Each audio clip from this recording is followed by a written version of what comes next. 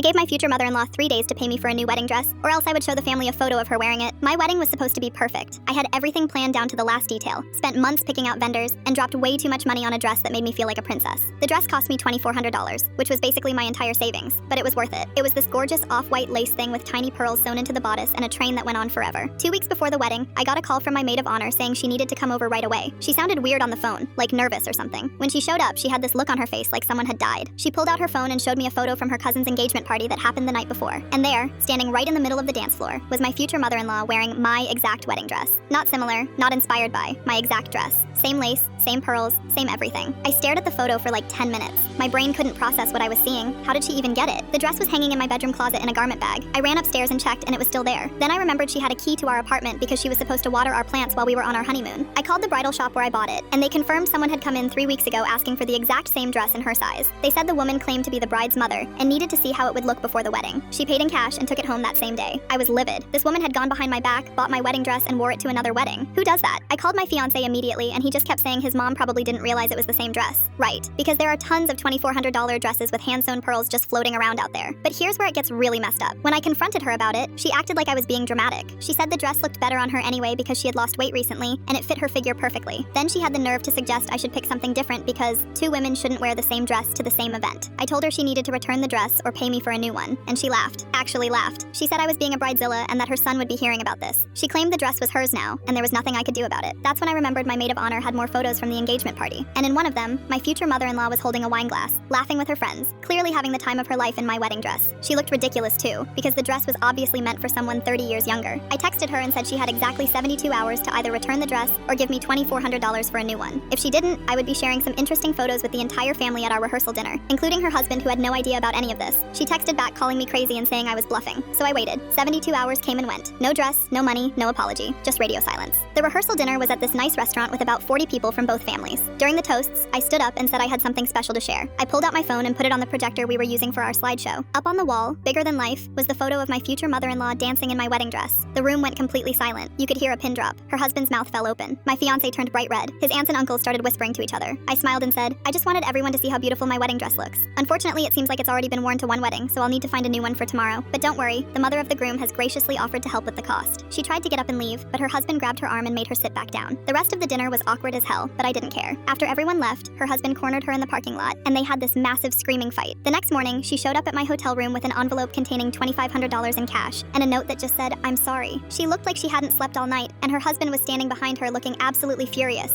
I managed to find a dress at a boutique that morning. It wasn't exactly what I wanted, but it was beautiful, and it was mine. The wedding went perfectly. It went